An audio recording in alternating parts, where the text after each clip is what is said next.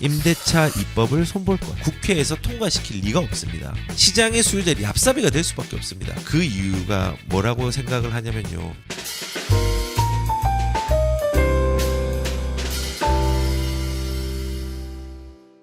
오늘 오후에 이런 신문이 나왔더라고요. 전세 대책 곧 발표. 박상우 국토부 장관이 임대차 입법을 손볼 것이라고 이제 얘기를 합니다. 아마도 이 대책은요, 임대차 입법을 전체를 손보는 게 아니라 일부를 개정하는 수준으로밖에 갈 수는 없을 겁니다.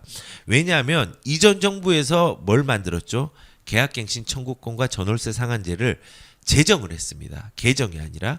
근데 이 제정을 한 거를 폐지를 바로 할 수 있을까요? 어렵습니다. 일단 기조 자체가 이 임대인을 보호하자라는 기조를 가지고 있기 때문에, 그리고 이게 보호할 수 있는 여건이 된다라고 아직까지 생각하고 있기 때문에 이것들을 국회에서 통과시킬 리가 없습니다.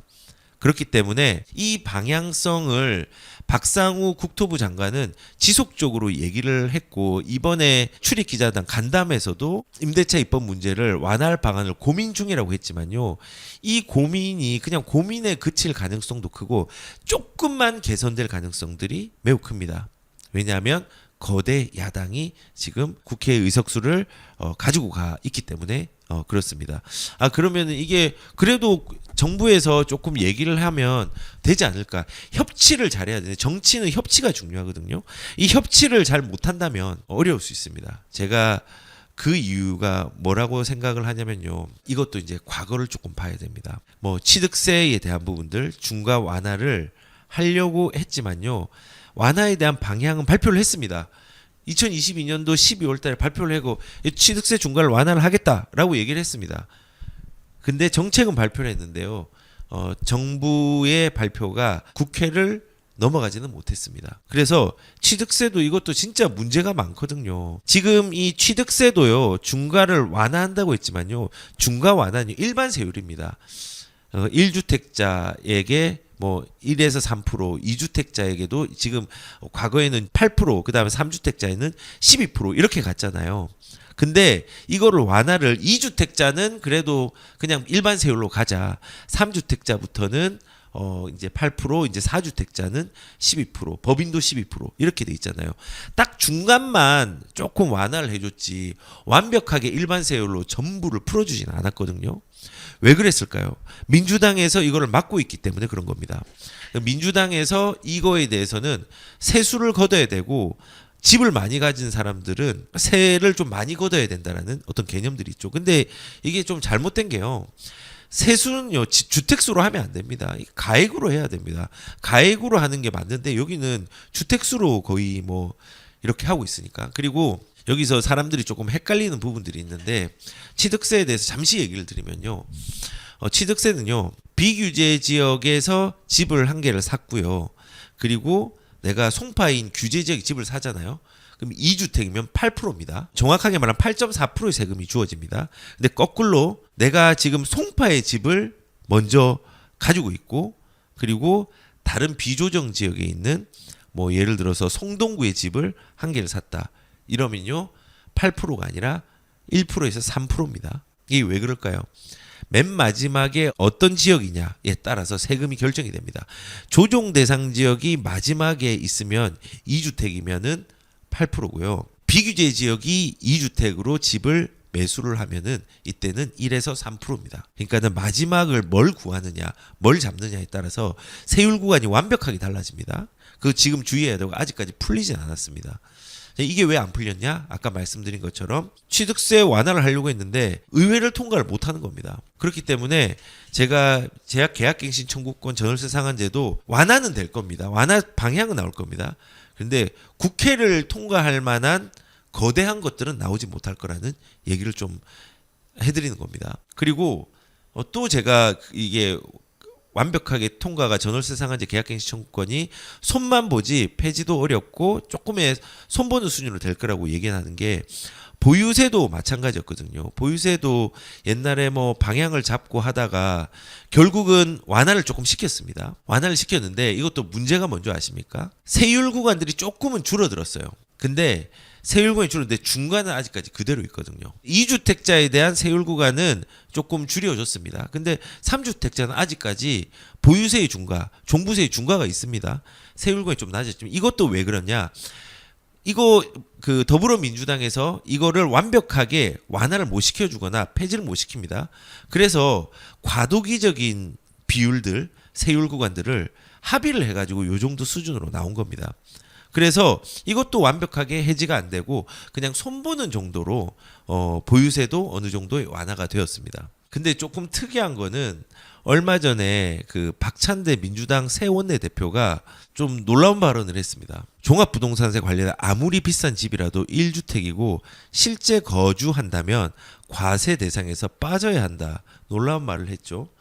1주택자의 종부세 부담을 완화를 언급을 했고 예전 정부를 비판을 했습니다.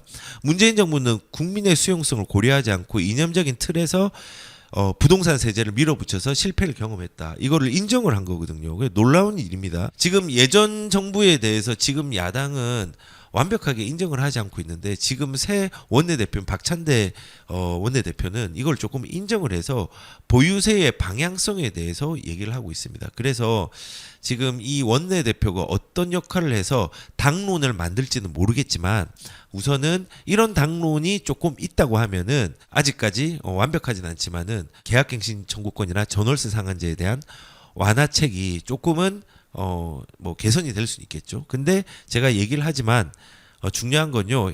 협치를 하는 것도 중요하지만요.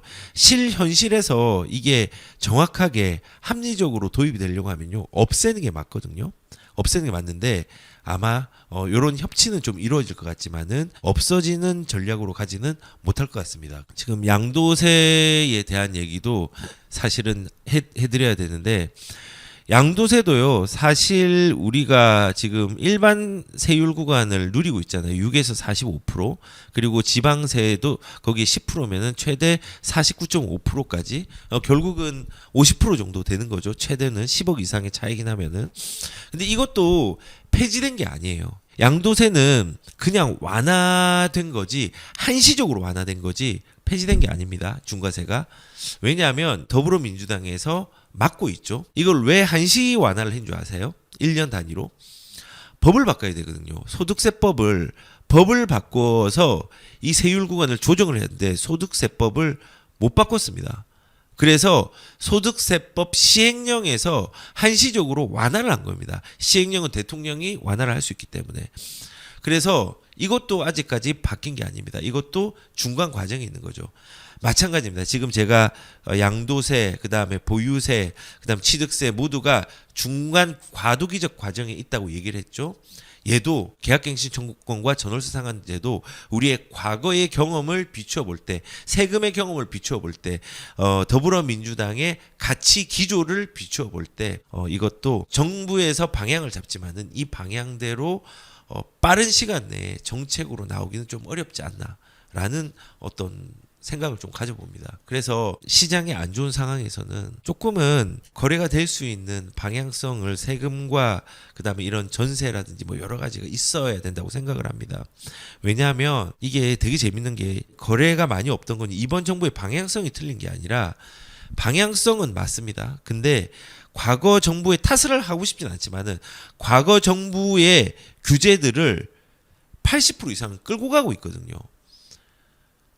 방향은 완화를 해서 시장을 활성화시킨다고 하지만은 그 말과 다르게 막고 있는 정부에서의 방향과 다르게 정책을 실현시킬 수 있는 국회의 의사결정권들이 동의들이 잘 되지 않고 있기 때문에 막혀 있는 게 되게 많거든요.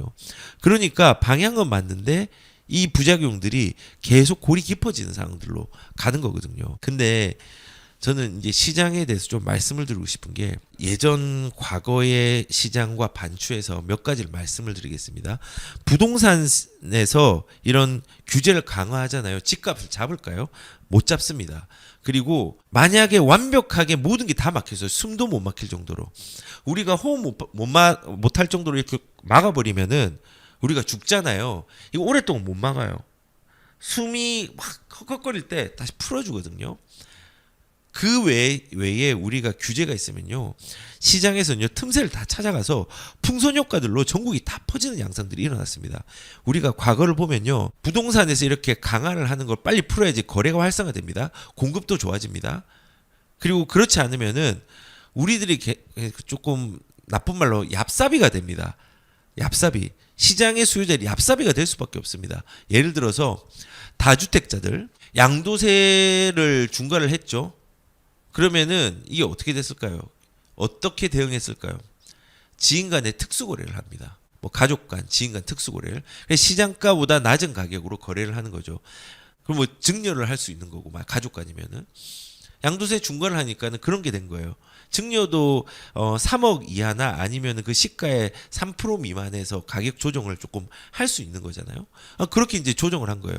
그리고 양도세가 중과가 되고 다주택자 취득세가 중과가 되니까, 이 결합이 되니까 가구 분리를 합니다. 대응을 이렇게 하는 거예요. 가구 분리라고 위장 결혼을 하고요.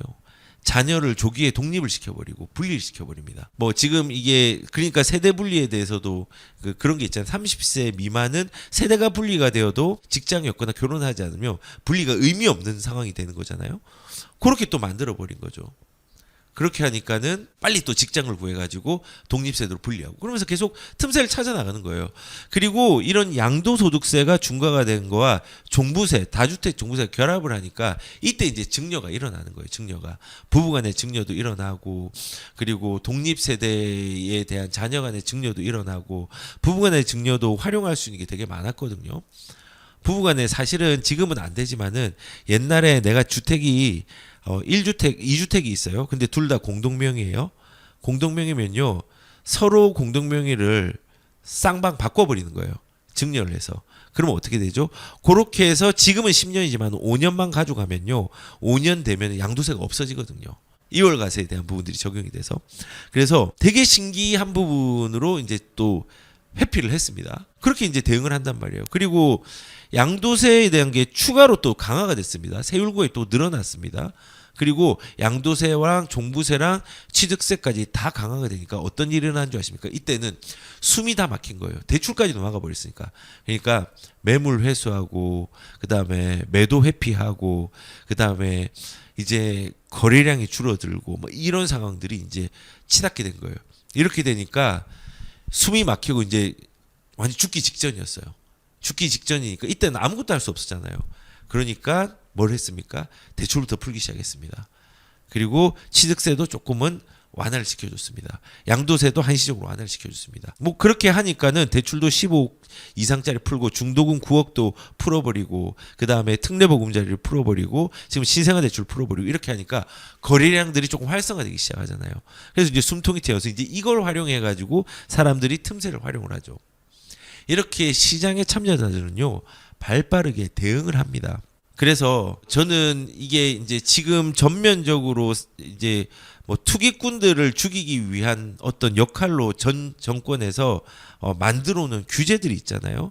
그 규제들이 집값을 못 잡는다는 게 판명이 됐잖아요. 여기도 보시면은 양도세 올리면은 집값이 떨어질 줄 알았는데 오히려 올랐다라고 얘기를 하잖아요. 눌려 있는 게 당연히 튀어오르거든요, 이것도. 그렇기 때문에 우리가 이왕 인플레이션을 맞이할 거면요, 급하게 오르는 규제의 일변도로 나오는 것보다 거래를 활성화시켜서 시장이 가격을 정할 수 있도록 움직여줄 수 있는 정책들이 저는 반드시 필요하다고 저는 생각을 합니다. 그래서 지금 제가 오늘 요약을 좀 해보면요, 주제가 전세에 대한 부분이죠. 전세 대책 나오는데 효과가 있을까? 결론적으로는요, 큰 효과 있는 정책이 나오기 어렵습니다. 그 이유는 정부의 방향과 지금에 있는 거대 야당의 온도차가 크기 때문에 그렇습니다. 그 사례로 취득세, 양도세, 그 다음에 보유세, 이 모두가 협치를 하려고 했지만요, 중간 지점을 밖에 찾지 못했습니다.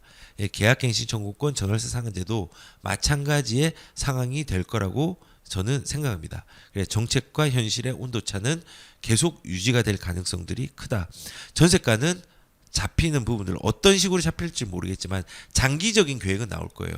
이제 공공 임대주택에 대한 부분이라든지 뭐 매입 임대라든지 뭐 이런 부분으로 아니면은 제일 좋은 거는 거래를 할 수 있도록 대출에 대한 부분이나 이런 것들이 좀 나와야 됩니다. 전세 대출에 대한 부분들이 또 신선한 게 나와야 됩니다. 뭐 그러면 모르겠는데 일단은 좀 어렵다는 부분이고 계약갱신 청구권 전월세 상한제 폐지보다는 취득세, 보유세, 양도세처럼 중간 지점을 찾는 부분으로 가기 때문에 효과가 그렇게 크진 않을 것이다 라는 거고, 그런 의미에서 규제라는 부분의 의미를 생각을 해봐야 되는데 규제를 할수록 시장은 틈새를 찾고 풍선 효과를 나타내는 것들의 양상들을 많이 보여왔기 때문에 이런 상황들은 계속 유지가 될 거다. 그럴 바에는 정책적으로 우리의 시장에 자유를 조금 더 줄 수 있는 방향성들을 협치를 통해서 빨리 끌어내는 게 중요하지 않나라는 이제 말씀을 좀 드리고 생각들과 의견들을 전달을 드렸습니다.